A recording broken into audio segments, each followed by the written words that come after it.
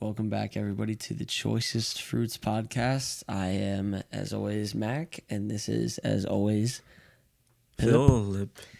And we are here for the conclusion of the worship series. Yeah. The long-awaited. Yeah. Do we want to recap what we've talked about? I feel like that's good. Yeah. So, what did we talk about? I don't remember. This was like 3 months ago.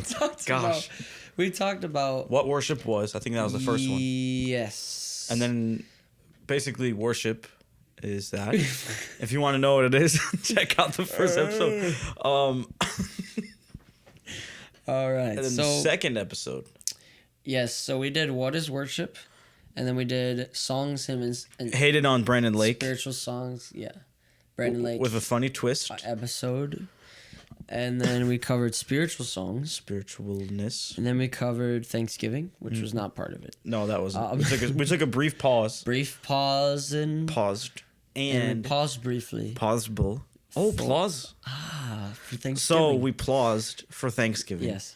And then we covered how to worship and how to make a set list. Yeah. So this is going to be our concluding episode. Yeah. On essentially talking briefly, it's not going to be that long, but talking briefly about musicianship and kind of giving a devotional aspect that's not just for musicianship, but for the whole for thing everything too, as well. Yeah. Which some specifically for musicianship that'll be tied in, and then also some for just general. So let me pull up my note here, just if you want to say something. Happy Note. Happy Note Day. Today is National Note Day. Yeah. Also, shout out to Nando. Oh, wait. I know you said I had to stop shouting out. I don't care. It's okay. Nando. We deserve to. He deserves it. Nando. Shout out to Nando. Shout out Nando. We are going to miss you. Yes. Congratulations on retiring. But you made it. You finally made it. Congrats. But basically, so today we're going to be talking about musicianship and what that looks like from a practical aspect as well as a spiritual aspect. Yes. And so he pulled up a 4-page essay. I'm not going to read all that. Oh my gosh. Okay. All right. Yeah. So basically for musicians who are on the worship team at your church or at any type of corporate worship gathering, Walmart, Target or Wendy's. So we're gonna cover a couple things. Not all the things. I have like a list from a different thing that I like wrote down so much for, but so we're not gonna cover all that because that would take 4 hours. Yep. Per paragraph. Yep. So anyways, the first thing I'll say is that music, in like not even the singing aspect of what you're playing, is spiritual.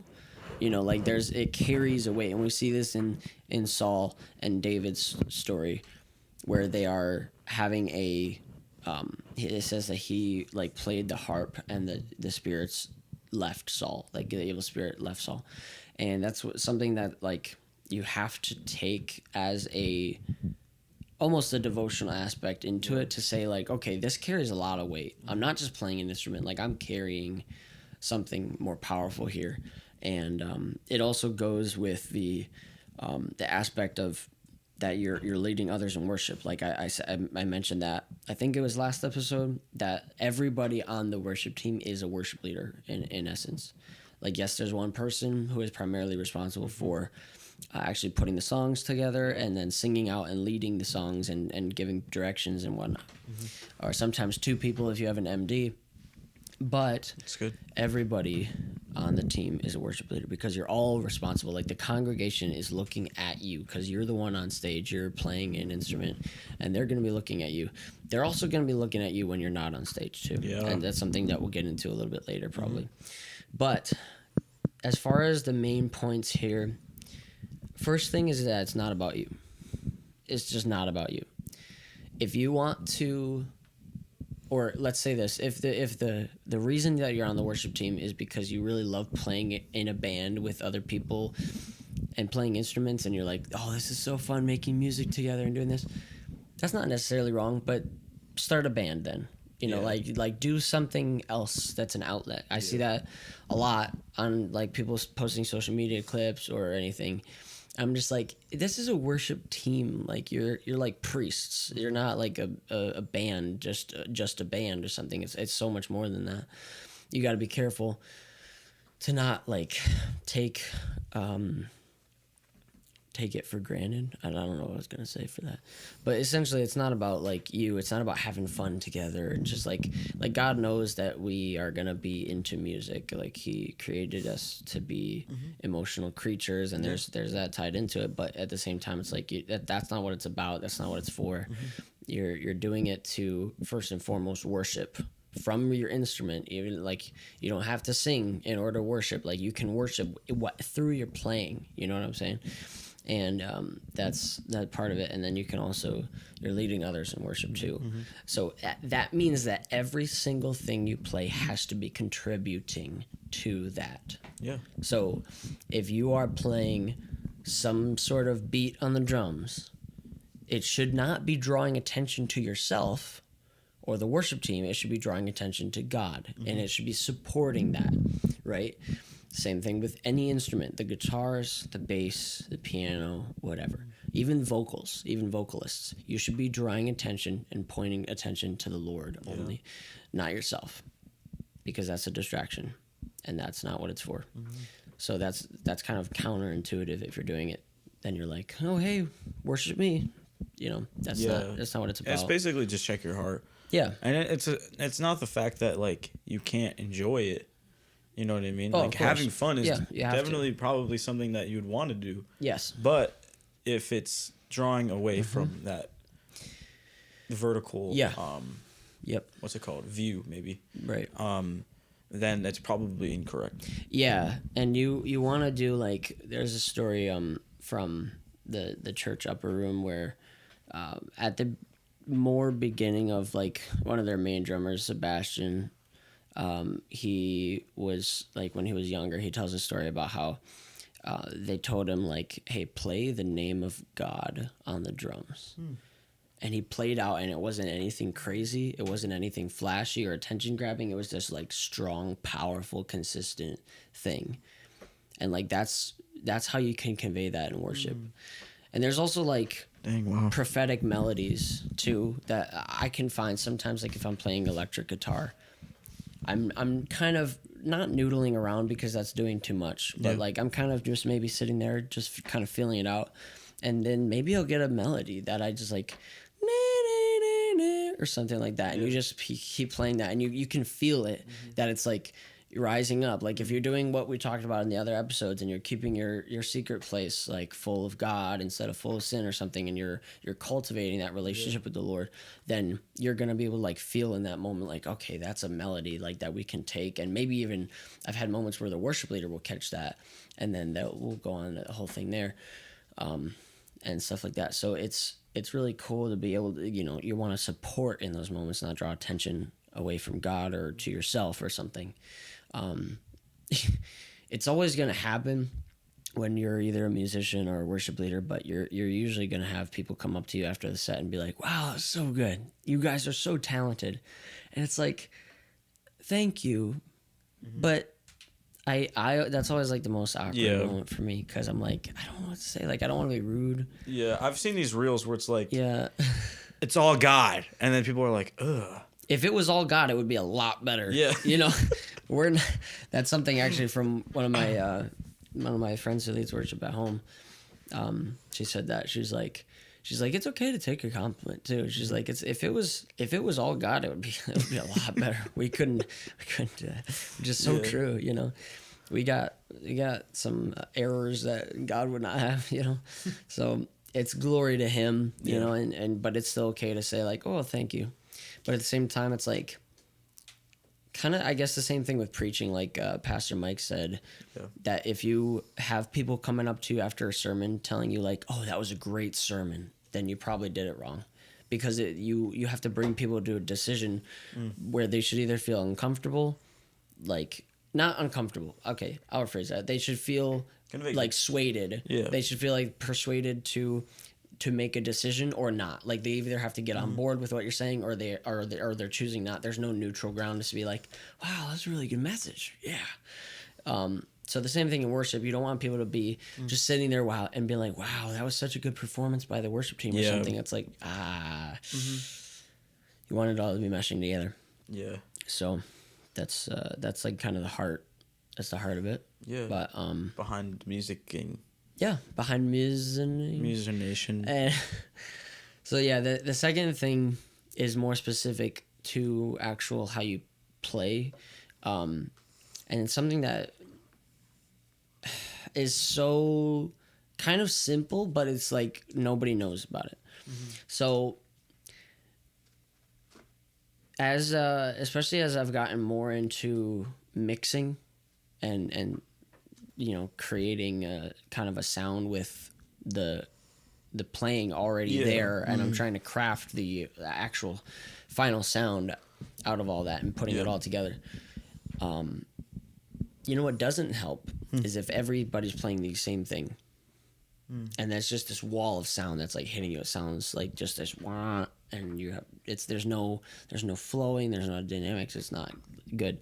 So, for example, like let's say you have an electric guitar, you have acoustic guitar, and you have the piano. The piano's driving, going down, down, down, down, and the acoustic guitar's going dun, dun, dun, dun, dun, dun, and then you have the electric going wah.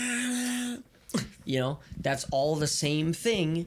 Yeah. And they all also take up, like if you look at the frequency spectrum of sounds, that's the exact same range for like piano, guitar, and electric guitar. Yeah. They're all going to be taking up the same thing, and it's just this wall of sound hitting you. It sounds terrible. Please don't do that. So when you're playing, you're trying to make everything fit in with each other. It's all about complementing here and there. So for example, the piano is really hard because the piano takes up like basically the entire spectrum of sound, like from the low note to the high note. It's taking up like the whole frequency range. So you got to be very specific.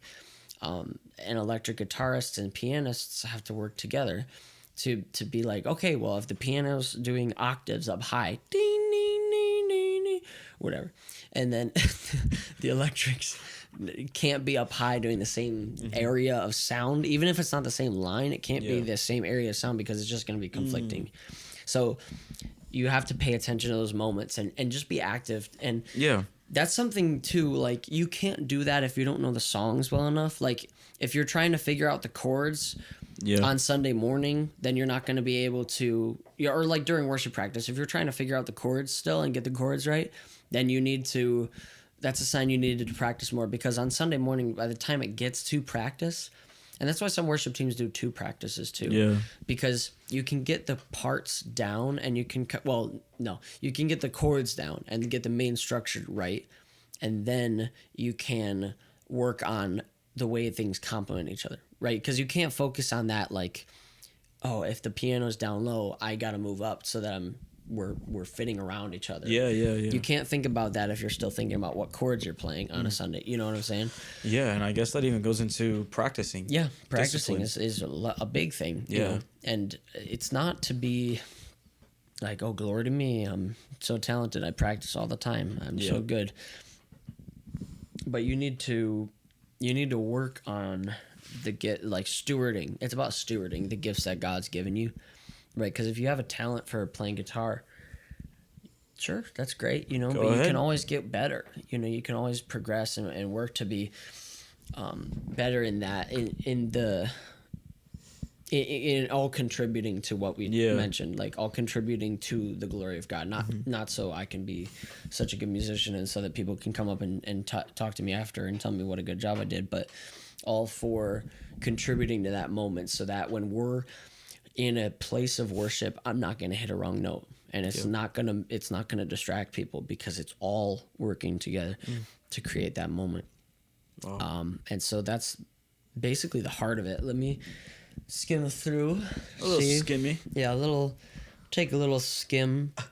Oh, so there's a submission aspect to that too. So when you're on the worship team, you're also supporting the worship leader. That's kind of your primary job. Yeah. It's not to overplay or like the pastor too, the worship leader or the pastor. So like I'll hear sometimes where there'll be the keys players playing while the pastor's praying, and I'm sitting there and I'm like, oh, thank you, Lord. And then I get distracted because of what the piano's doing, because they're doing something complicated. And then I'm like, oh, wait, that's not right. You know, like you don't want to be focused on that. You want to support those moments and underscore it. And then like, just because you can do something really cool doesn't mean you should all the time, because it's about submission to authority. Like if you're a worship leader, your team should ideally be like supporting you, backing you up, and helping you, that all come together like in that moment.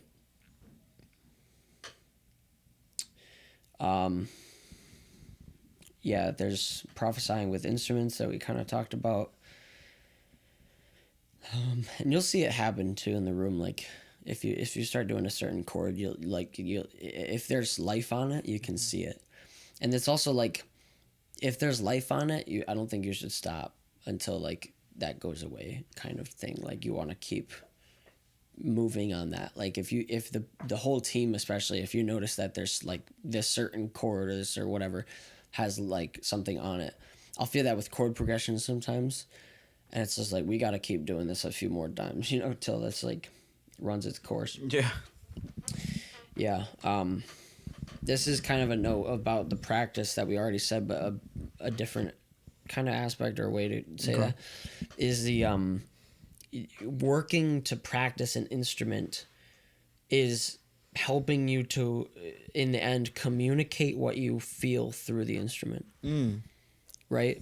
Because we talked about how you can't focus, like if you're still trying to figure out the chords on Sunday, you can't think about fitting around each other. But it's also like, if you're sitting there and you're staring at the chord sheet and you're trying to nail those chords, then how are you going to be like actually free to just worship? You know what I mean? You got to work on that and get to a place where you feel more comfortable. But you had something? No. Okay. No. Yeah.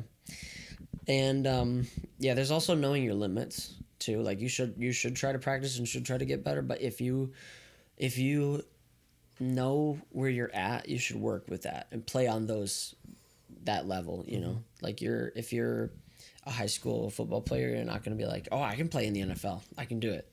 You're not there yet. You know, you could get there, but you're not there yet. You need to play to your strengths to say, okay, well, if I can only hit a G, a C, an E minor, and a D, then that's what I'll play, and I'll hit those strong and I'll nail those points or something, you know. Like work with your strengths. Or say you're a piano player, you can't do all the little runs and flourishes and arpeggios and stuff yet. You can only do the basic chords. Then just play the basic chords, and you'll have other people to complement those other areas, you know, and it'll all work together to do that.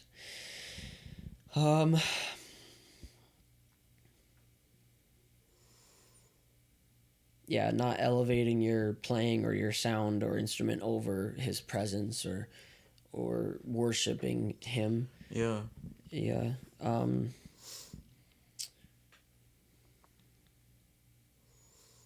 This probably feels a little jumbled just because I'm going around in my notes. No, you're good, man. People will always follow too. People always follow your example. Like if you're on the worship team and you start playing something and then you look over at your buddy and you're like, oh, yeah.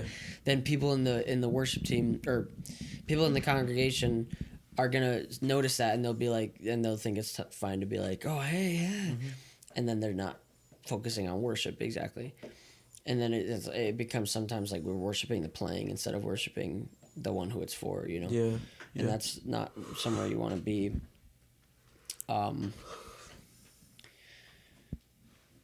There's something too about like receiving something from somebody else too. Like if for example, if a pastor's like telling you guys to play out something and you don't feel like necessarily you should play out, you could submit to him, and then you'll like, if it's from the Holy Spirit, you'll feel it too, you know. It'll all come together eventually. And about coming together too, is there's such a relational aspect to that. Like you can't get to like I talked about with you all fitting together and all the parts that takes a relational building aspect, you know. So like if you're building a worship team, for example, keep people together on the worship team. Like it shouldn't be that every month everybody's with a different person on the team kind of thing. Like you have a team and then you repeat it and then you repeat it. So those people, not every week, but like on a monthly basis, let's say you have 4 worship teams, those 4 worship teams are the same. So it's the same people playing with each other every time. So they get that relationship built. And you should also be you should also be having times outside of practice to be building that relationship too. And it's your job as a worship leader or worship pastor or something to which I don't even know who I'm talking to, but initiate. Yeah, to have those moments and initiate those things to be so that people can be building that relationship outside of the Sunday morning practice or whatever, you know what I mean?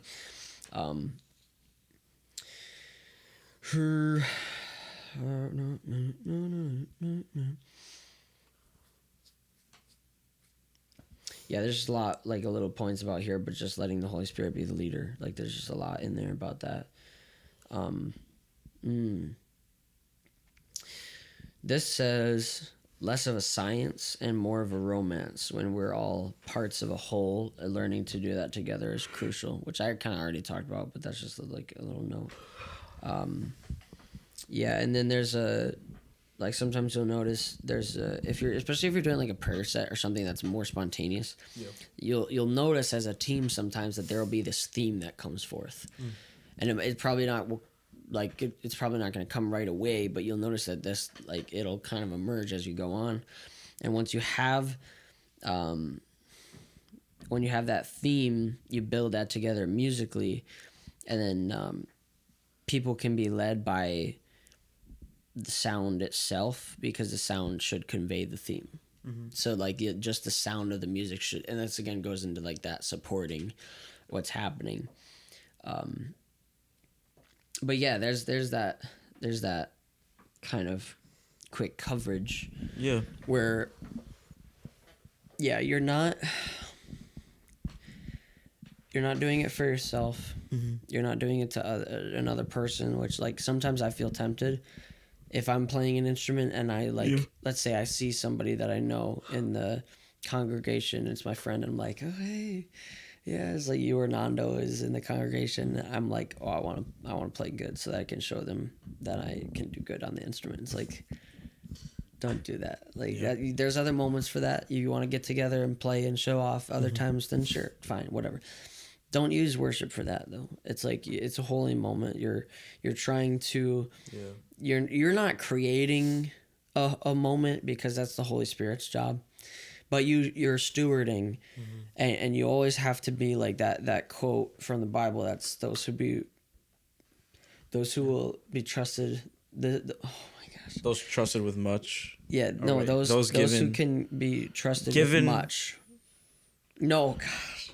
Wait. Those who are faithful with little can be trusted with much, or something like that. Where you're the 3 to talents. whom much is given, much is required. Yeah, the parable of the talents, where he was given this amount and he wasn't faithful, even though he had this little amount. Like he could have grown it, he could have worked with it, but he was like, oh no, I'm just gonna bury it in the ground. Stupid.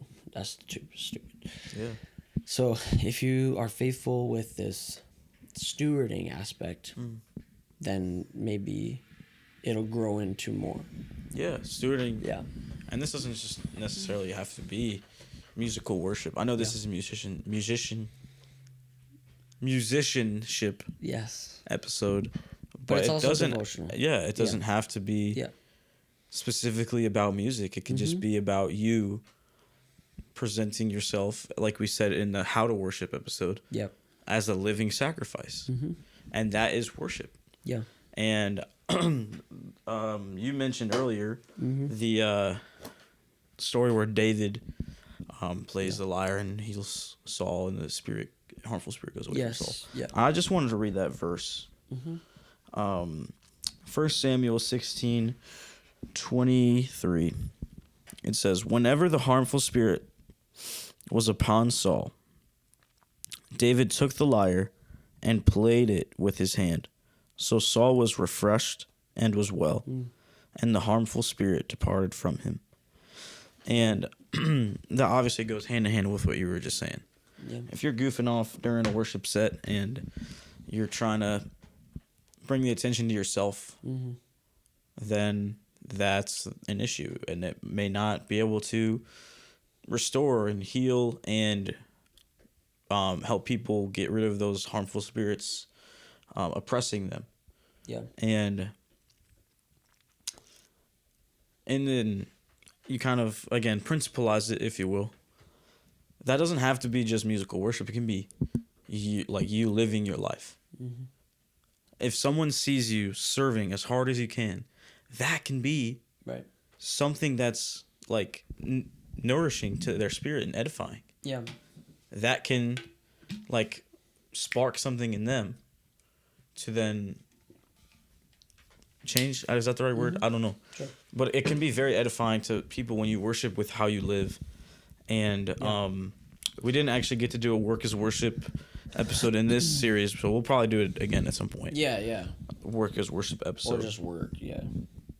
Vocation. That'd be a good one. And yeah, that was really all I wanted to say about that. Was just even you going to work, your commute, even how you drive your car. Yeah. Right. How you just handle yourself when the line's long in a store. Yeah. How you handle yourself in certain situations. We finished classes right now. We have our last final thing today. Yeah, Apologetics. It's not a final, it's a presentation. Presentation. Yeah. But we had this class called Synoptic Gospels, and he was going over the review, and he was like, well, what does it like mean when we're called to be the salt of the earth? And the one guy in the class was like, oh, well, being set apart and being holy as like Christians. And he goes, but what else? And no one answered, because we're like, that's what we thought the answer was. And he said, you're supposed to taste like a Christian. Yeah. And everyone's like, what the heck? But when you think about that, that's it. Shout out to Dr. Thomas Worth. Yeah. He spit with that one, because it kind of goes back to that verse, but like how we live our life shows the flavor we have and the taste that we have, and we are supposed to taste like a Christian. Yeah. Not saying you're supposed to like go up to people and be like, lick my finger, taste I'm a Christian. No, you don't do that. But you are supposed to have that distinct scent. Even people could get a whiff of your Christianity. Wow, he really smells like a Christian. No, but that's all I'm saying. Yeah, is that we are supposed to be flavored, and that flavor can heal and restore and like just be edifying to someone's spirit. And the way we act, the way we worship, the way you instrumentate, the way you just live your life. Yeah. Period. Yeah. You know, if you are following what it says in Romans 12, living your body, giving your body as a living sacrifice. Yes. And that is edifying. Yeah. And just to the congregation flat out. Like congregation, it could be people who aren't in the congregation. Yeah. It could just be edifying in that nature. Yep. And so there's as we're kind of wrapping up this worship series, for you as a worshiper in the congregation, what do you think that, like, I guess that what... For any reason... I have a question, I don't know how to word it, but, like, what would you like to see more from, like, worship teams as you're there in the congregation and you're looking on stage? What do you not like to see? What do you want to see more of? That kind of thing. I feel like a lot of places I go now, it's just very I don't want to say insensitive, but there's a lack, somewhat of a lack of sensitivity to what the Spirit's doing. And if it's not that, it's a lack of to how the congregation's reacting. Yeah. Because what's the one song? In the mighty name. No, gosh, don't get me started again. That song should be banned. That should just be taken off everywhere. It's terrible. That it says those things. Yes. What was I gonna say? Oh, King of My Heart. What's the bridge? You are good. Or Yeah. the bridge is you're never gonna let. Yeah, that one. Never. Yeah. If you sing that for 10 minutes, people are just gonna sit down and just go on their phone. Yes. And that's what has happened in the past where I've been in a place and that happened. Like being sensitive to the congregation. Right. And then also to the be sensitive to the Spirit in worship and let the Spirit lead where he needs to. Yes. And of course there's gonna be some administrative things to ebb and flow. There will be administrative things that need to happen if you're running a church service in that sense. Like you can't just have the whole thing. Well, you could actually. That would be cool. Yeah. But if you have Depends if you're very administrative, are you letting the Spirit move? Are you letting the Spirit lead your service? Or are you leading the Spirit in almost? Yeah. Because you're like, hey, Spirit, move here, stop, and then move here. Yeah. You know. That's why I don't. I feel that a lot. Is like you're trying to put the Holy Spirit in a box to be like, all right, like how contrite is it to be on like as you're opening your service and you're like, Holy Spirit, we welcome you here. Like come and do whatever you want to do.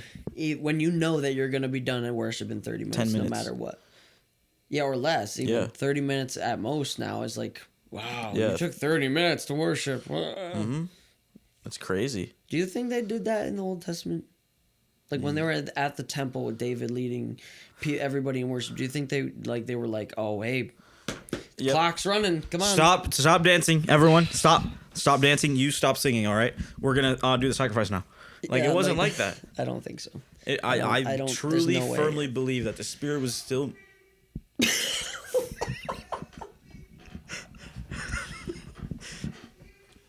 Well, people are shouting in the hallway. Random stuff. Oh.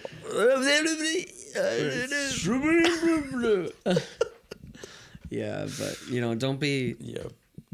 don't worship your time limit or either or the time of service. Yeah. Or something like that. Yeah. That's good. Yeah.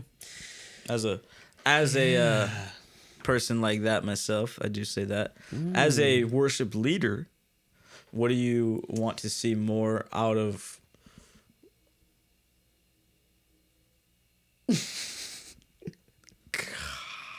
Yeah. What would you like to see one day? I have a dream. So, political real quick. You mean out of the congregation or what? Yeah, I would say out of the congregation, but I don't know because you can't just be like... Yeah. There was a worship leader at Elam who was not happy with how people were worshiping. People were like on their knees worshiping and like, but he wanted they wanted their set to be very like bam, bam, bam, and jumpy and happy and and everyone was like on their knees having this moment, and over the mic, this leader was like, "Stand up and jump." Whoa! Right. Worship up standing. And yeah, it was kind of just like it was kind of just a meh. Right. You know? Yeah, so no. My probably the biggest thing I would say is if you're going to church, just go to church. Like, don't go to church and be like, well, this better be done in 90 minutes. The service better not be long because I've got stuff to do. I've got more important... What do you mean you got more important gotta clean the garage. Yeah, or like tailgating for the Bills Mow game. the lawn. I'm like, okay, that's important. Don't get me wrong. I love that. But let's say you got a game on Sunday night. You don't need to be there at 9 in the morning or whatever. Literally. Like, some people might do that, but you got church.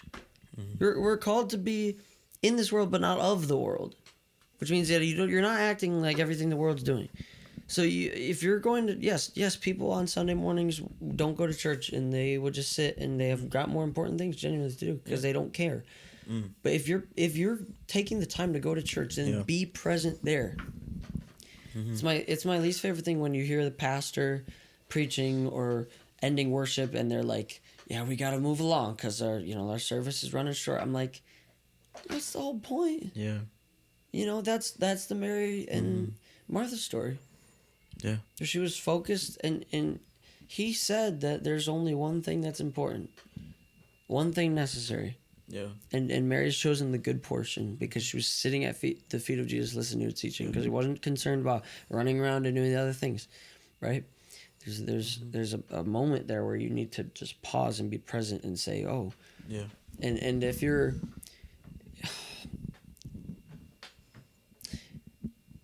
If you are not feeling it, don't let that dictate your worship either. Yeah. If you're like, oh, I don't like this song, you're really gonna let that stop you from worshiping. Really. And like again, I think I said it last episode. They played the song again. Yeah. Yeah. And I don't know what that was. I dabbed. I don't know. Oh my gosh. Gosh, throwback. dabbing. Wow. Shout out. Really? Wow. Anyways, that was so terrible. Cut that out. Please cut that out. I'm not gonna cut it out. Editor guy. I will not cut it out. Oh no, the file's gonna get corrupted for those 2 seconds. You should just like blur it. That would be funny. Anyways. I'm not gonna cut it out. They played the song that I've repeatedly said that I absolutely despise. Yeah. At the one church. And instead of sitting down and twiddling my thumbs, I just started trying to do like what we did in the spiritual songs episode. Yes. I was just like, all right, I'm not going to sing this heretical song, God. Yes. I will not worship you with heresy, but I will sing a new song to you in this moment. Yeah. And that was something I did. And if you don't like a song, if you're sick of a song, do that. It's it was actually pretty edifying. Okay, sorry. You don't need the lyrics to worship. That's right. We had a mishap at the last chapel of the year this year. Today, no. This week. Wow. This week. Wow, we really lost track of time with that. Gosh. Today. It was right today. now, because this would be during chapel. So, yeah, we were there worshiping. Mm-hmm. First song goes fine. No lyrics for the rest of the entire set. Yeah. Because the computer malfunctioned. Nothing anybody really could do about it. And so our worship leader said, hey, guys, sometimes we forget like that we don't need to be glued to the screen to worship. Even if you don't know the words to a song, you're really gonna, again, I'm gonna say it again. You're really gonna let that stop you from worshiping. Like worship doesn't come from the lyrics you sing. Hey, man. That contributes. That's only a reminder to help focus you on the right way. But if you are really like, I'm going to say it anyways. It might sound harsh. I don't care. If you're really a Christian, like if you really are a believer and you have faith and you have a history with God, then you are going to be able to bring that up and worship. Yeah. I'm going to expose myself. I had counseling last week for the first time. And I had like there's this moment where he asked me about like my testimony to share, and so I was sharing a little bit about how God kind of rescued me from the pit essentially, and I was like almost I mean I could have cried like if I was actually going there, but I was like it's the first one, I'm not gonna cry in the first one, but I could have. It was because tough guy. Yeah, just going back and thinking about what God's done for me in my life is worship, right? The remembrance of doing that. And that's so important. And you can do that if you're saved. You have that moment where God got a hold of you. Mm-hmm. And if that's not a reason to worship, I don't know what is. Yeah. Thank you for listening to the Choicest Fruits podcast. Thank you for listening to the worship series. Yeah, thank you for joining us on this. I hope that you actually got something out of it. I keep thinking like insecure thoughts. Like nobody cares because it's not worship teams or whatever. Yeah. But I mean, I hope you guys did still get something out of it. Yeah. I'm not on a worship team at all. Yeah. Don't think I ever will possibly be. But that was still edifying. Yeah. Or even just like knowing the logistics of how things work gave me an appreciation for what these people do. Yeah. Like before service. You know what I mean? Yeah, and so it's it's important to be. And we try to tie in the devotional aspect of it too, so that even if you have no you're not involved in this at all, then you're still able to follow along. But yeah, so we really hope that you guys actually got something out of it, and we will be coming at you with some more episodes. See, don't say it. Don't say I'm it. not gonna say it. It's a secret. It's surprised. Yeah. Yeah, you are. All right. Okay. CFP out. Out. Good.